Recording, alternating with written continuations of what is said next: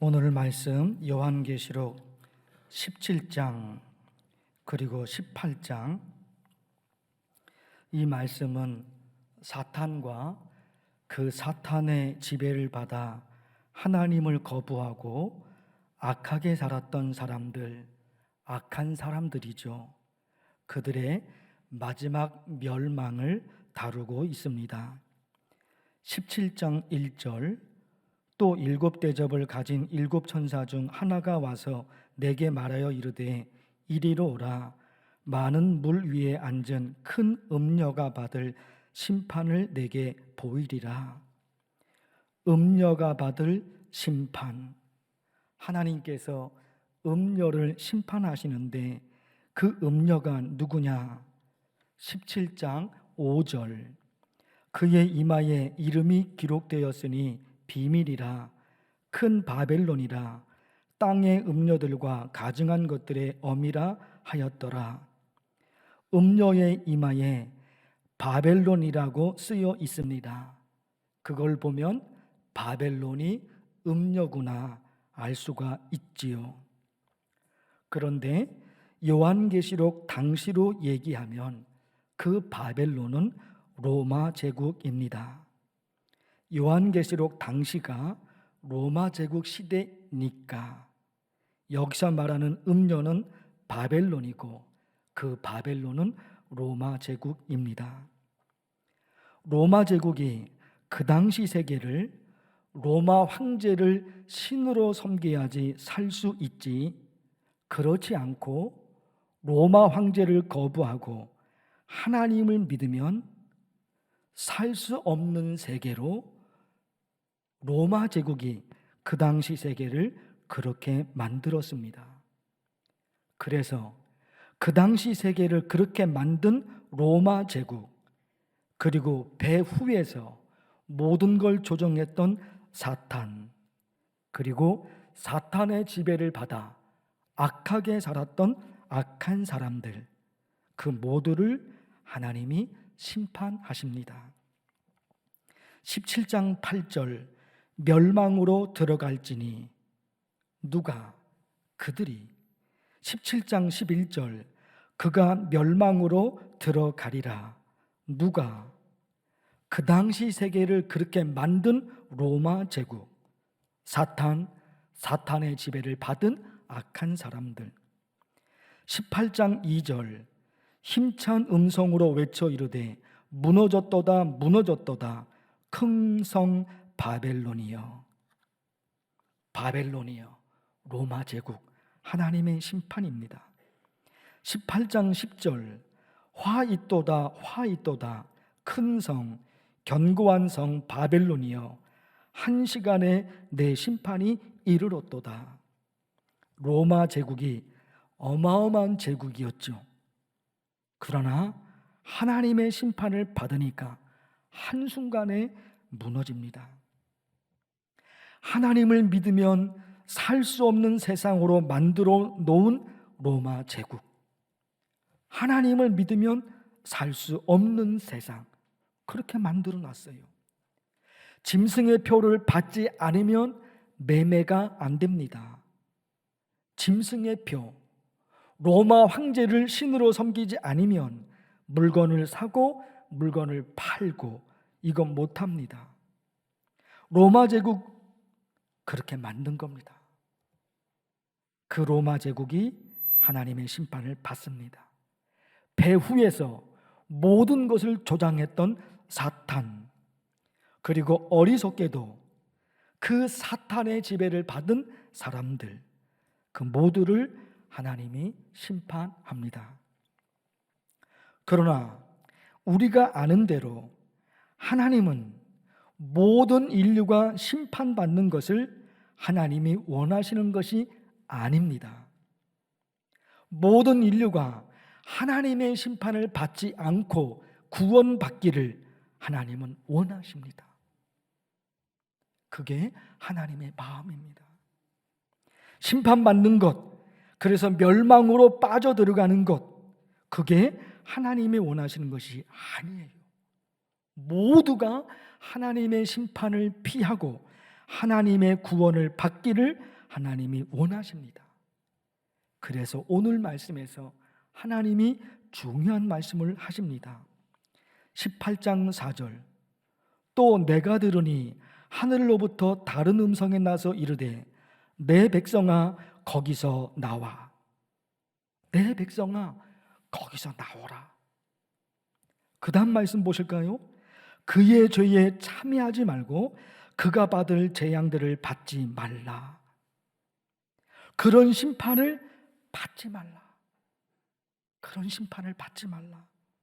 그런 심판을 받지 않으려면 거기서 나와야 된다. 이게 18장 4절의 말씀입니다. 거기서 나와라. 어떤 지역 혹은 어떤 장소에서 나오라는 것이 아니라 악한 사람들이 살았던 삶의 방식에서 벗어나라는 겁니다.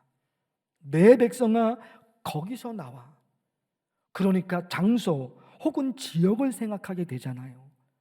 그 의미는 아닙니다. 장소와 지역을 말하는 것이 아니라 악한 사람들이 살았던 삶의 방식이 있거든요. 사탄의 지배를 받아 그들이 살았던 삶의 방식이 있습니다. 거기서 벗어나라는 겁니다. 그들의 방식대로 살게 되면 그들처럼 하나님의 심판을 받습니다. 사탄의 지배를 받아 악하게 사는 것이 아니라 하나님의 지배를 받아 하나님이 원하시는 삶을 살아야 된다는 겁니다. 거기서 나오라. 세상 사람들이 살아가는 삶의 방식이 있습니다. 그대로 살면 안 된다는 거예요. 악한 사람들의 삶의 방식이 있습니다. 세상에 문화가 있습니다. 세상에 가치가 있습니다. 세상의 문화와 세상의 가치가 하나님이 원하시는 가치, 하나님이 원하시는 문화라면 그거 따라가야 되죠. 그런데 이 세상의 문화가, 이 세상의 가치가 하나님의 문화, 하나님의 가치와 똑같으냐? 아닐 때가 문제가 돼요. 아닐 때가. 그들처럼 살면 안 된다. 예수님이 이 땅에 오셔서 하나님 나라 복음을 선포하셨습니다. 하나님의 나라를 선포하셨습니다. 내용이 뭡니까? 하나님의 나라에서는 이렇게 살면 안 된다. 하나님의 나라에서는 이렇게 살아야 된다. 하나님의 백성이라면 이렇게 살면 안 된다. 하나님의 백성이라면 이렇게 살아야 된다. 그게 예수님이 하신 말씀이죠. 복음서에 그 말씀들이 얼마나 많이 있습니까? 마태복음 5장, 또 눈은 눈으로 이는 이로 갚으라 하였다는 것을 너희가 들었으나 세상 사람들은 그렇게 살았습니다. 눈은 눈으로 이는 이로 그렇게 살았습니다. 때로는 내가 당한 것보다 더 심하게 보복해버렸습니다. 세상은 그렇게 살았습니다. 그런데 예수님은 그렇게 살면 안 된다는 거예요. 그래서 보세요. 나는 너희에게 이르노니 악한 자를 대적하지 말라. 누군가 나를 괴롭혔다고 해서 내가 그 사람을 괴롭히면 안 된다는 겁니다. 세상은, 세상의 문화와 세상의 가치는 그렇게 흘러갔습니다. 눈은 눈으로, 이는 이로 갚았습니다. 그것이 세상의 문화고 그것이 세상의 가치였습니다. 그러나 하나님의 나라를 사모하는 하나님의 백성은 그래서는 안 된다. 마가복음 9장에서 제자들, 예수님을 따르겠다고 말하는 그 제자들도 서로 싸웠습니다. 무엇으로 싸웠습니까? 누가 크냐 이거예요. 누가 첫째냐 말이에요. 12제자 중에 누가 첫째냐 말이에요. 그거 가지고 싸웠어요. 예수님이 말씀하십니다. 누구든지 첫째가 되고자 하면 무사람을 섬기는 자가 되어야 하리라. 세상은 섬김을 받으려고 합니다. 그리고 세상은 섬김 받는 사람이 높은 사람이라고 말합니다. 그래서 세상은 높은 사람을 섬깁니다. 높은 사람은 섬김을 받습니다. 섬김 받는 사람이 높은 사람입니다. 그게 세상의 문화, 그게 세상의 가치입니다. 그러나 예수님은 뭐라고 말씀하신 겁니까? 누구든지 첫째가 되고자 하면 섬기는 자가 되어야 된다. 하나님의 나라에서는 섬기는 사람이 가장 높다는 거예요. 세상에서는 섬김을 받는 사람이 높습니다. 세상에서는. 하늘에서는 아닙니다. 하늘에서는 섬김을 받는 사람이 아니라 섬기는 사람이에요. 예수님께서 계속해서 하셨던 말씀은 세상의 가치와 세상의 문화를 거스립니다. 세상은 그렇게 살고 있다. 그러나 너희는 그렇게 살면 안 된다. 다르다는 겁니다. 마태복음 6장, 너희를 위하여 보물을 땅에 쌓아두지 말라. 세상은 돈이 최고입니다. 그래서 이것저것 가리지 않고 이 땅에 돈을 쌓아놓습니다. 세상은 이 땅의 보물을, 이 땅의 재물을, 이 땅의 돈을 쌓아둡니다. 그러나 예수 그리스도께서는 이렇게 말씀하십니다. 오직 너희를 위하여 보물을 하늘에 쌓아두라. 세상은 보물을 땅에 쌓습니다. 그러나 하나님의 사람들은 보물을 하늘에 쌓습니다. 이게 왜 중요합니까? 땅에 쌓아놓는 것은 없어집니다. 땅에 쌓아놓는 것은 죽음과 동시에 내 것이 아닙니다. 그거는 없어집니다. 그러나 하늘에 쌓아놓는 것은 없어지지 않습니다. 세상 사람들이 지혜로운 것 같죠? 아니요, 어리석습니다. 어리석습니다. 정말로 지혜가 무엇인지, 정말로 잘 산다는 것이 무엇인지 예수님께서는 가르쳐 주셨습니다. 내 백성아, 거기서 나오라. 예수님이, 하나님이 말씀하십니다. 거기서 나오라. 세상의 가치, 세상의 문화, 거기서 나오라. 하늘나라 방식, 하나님 나라의 가치, 그게 있습니다. 그걸 붙들어야 돼요. 이런 삶이 쉽지는 않습니다. 이렇게 살려면 희생이 따릅니다. 희생이 따릅니다. 세상 문화, 세상 방식에서 벗어나 하나님의 방식으로 사는 게 쉽지 않습니다. 힘들고 어려운데 믿음으로 사는 거, 그것도 쉽지 않습니다. 이렇게 오랫동안 하나님께 기도했으면 하나님이 내 기도를 들어주셔야 되는데 그게 잘 안 될 때가 있습니다. 이렇게 믿음으로 살았으면, 이렇게 기도로 살았으면, 이렇게 말씀으로 살았으면 이제는 하나님의 역사가 보일 만도 한데 그렇지 않을 때가 있습니다. 흔들리죠. 내가 지금 제대로 하고 있는 건가? 이게 맞는 건가? 흔들리죠. 그러나 보십시오. 요한계시록 17장 14절, 그들이 어린 양과 더불어 싸우려니와 어린 양은 만주의 주시요 만양의 왕이심으로 그들을 이기실 터이요 또 그와 함께 있는 자들 곧 부르심을 받고 택하심을 받은 진실한 자들도 이기리로다. 누가 이깁니까? 예수 그리스도께서. 누가 이기십니까? 예수 그리스도를 믿는 택함 받은 하나님의 백성, 그들이 승리합니다. 무슨 얘기일까요? 세상 문화와 세상 방식에서 벗어나 하나님께서 원하시는 삶을 사는 것이 쉽지는 않지만 그 사람이 최종적으로 승리할 수 있도록 하나님은 해주신다 하는 겁니다. 쉬운 것이 아닙니다. 그러나 하나님이 해주신다. 최종적으로는 선이 승리하고 악이 패배된다. 최종적으로는 하늘 방식이 승리하고 세상 방식은 패배한다. 하나님이 그렇게 해주십니다. 그러기에 결국 신앙생활은 믿음입니다.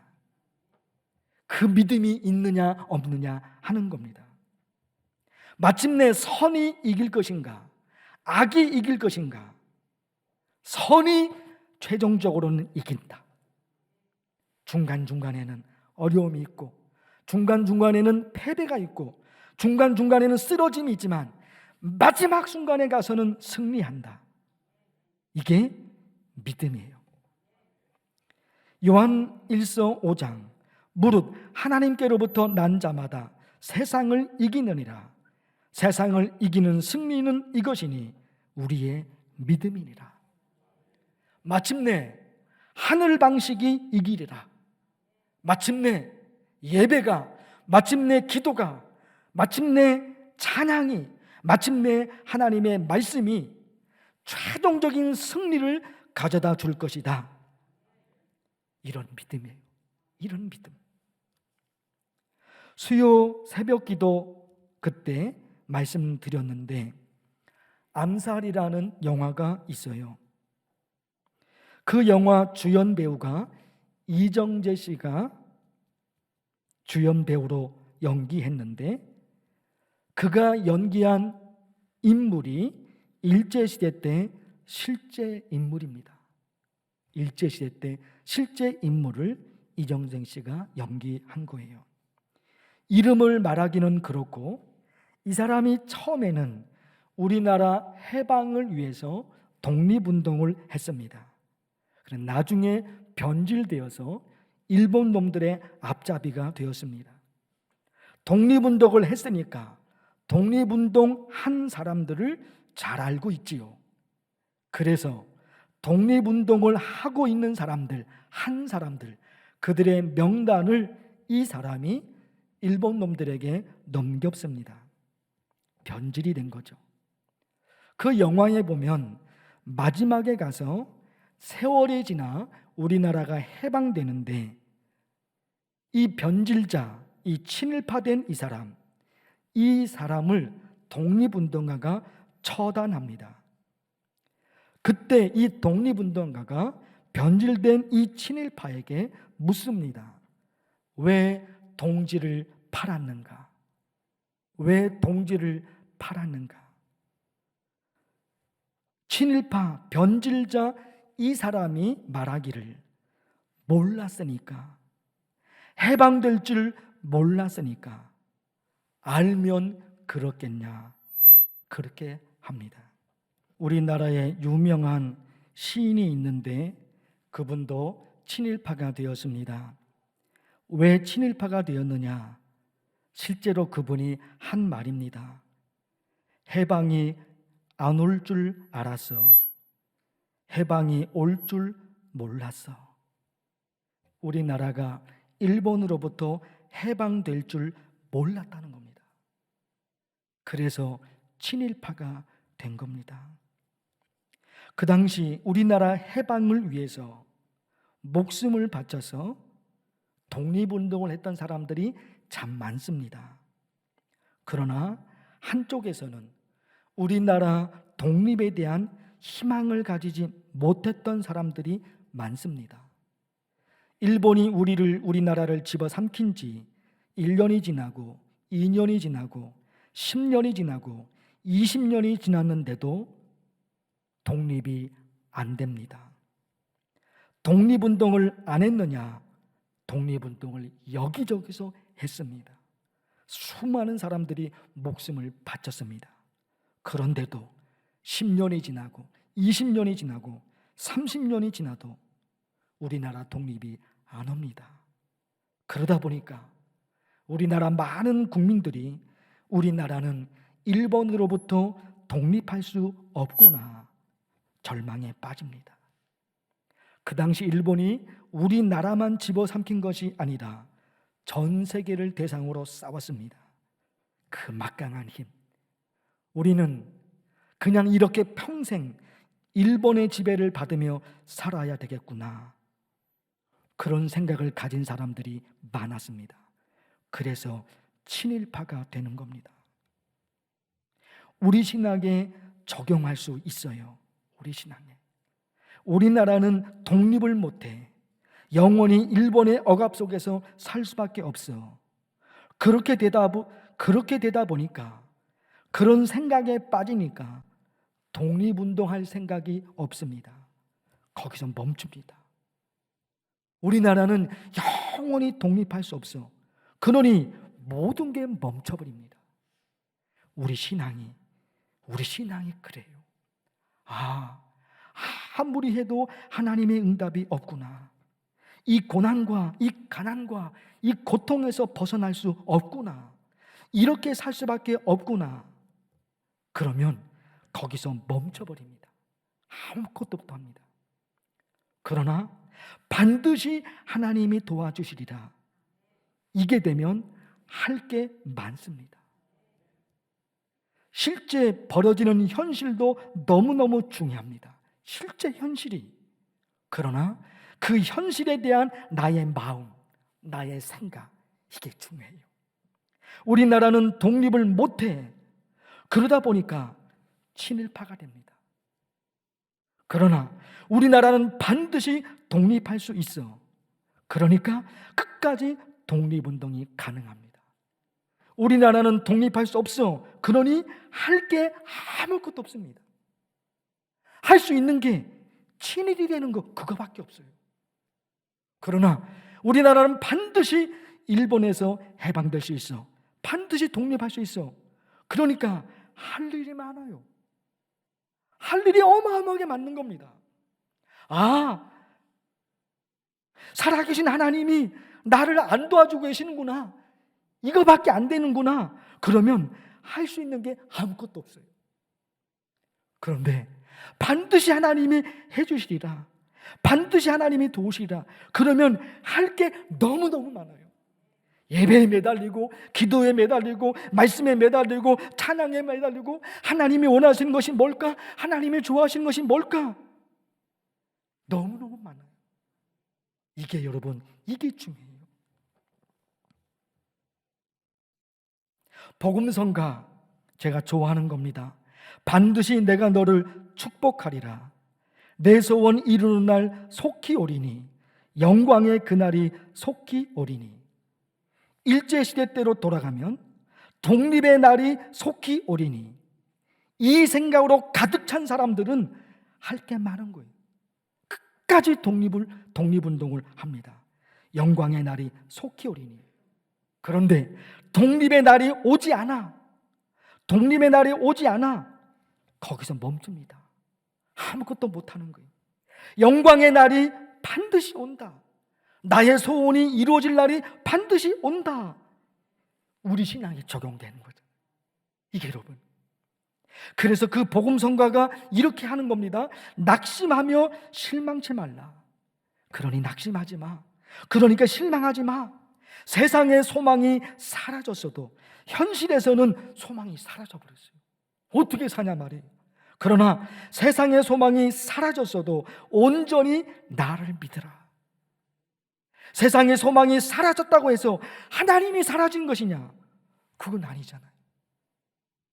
그건 아니잖아요. 인내하며 부르짖으라. 그 말씀을, 그 찬양을 하고 있는 겁니다. 성도 여러분, 로마 제국과 그 당시 그 세계를 그렇게 만든 사탄, 그 사탄의 지배를 받은 사람들, 마지막 멸망을 당하게 됩니다. 하나님이 우리 모두에게 말씀하십니다. 내 백성아, 거기서 나오라. 세상 방식이 아닌 하나님의 방식, 사탄의 지배를 받는 것이 아니라 하나님의 지배를 받아 하나님의 원하시는 삶을 사는 겁니다. 쉽지 않죠. 힘들죠. 그러나 여러분, 최종적인 승리 그 사람에게 있습니다. 기도합니다. 하나님 아버지, 하나님의 말씀 요한계시록 17장, 18장 봤습니다. 여기에 담겨져 있는 하나님의 메시지, 내 백성아 거기서 나오라. 하나님이 원하시는 삶의 방식이 있습니다. 한 걸음 한 걸음 그렇게 살아가서 마침내 최종적으로 승리하는 하나님의 자녀 되게 하옵소서. 예수님의 이름으로 기도하옵나이다. 아멘.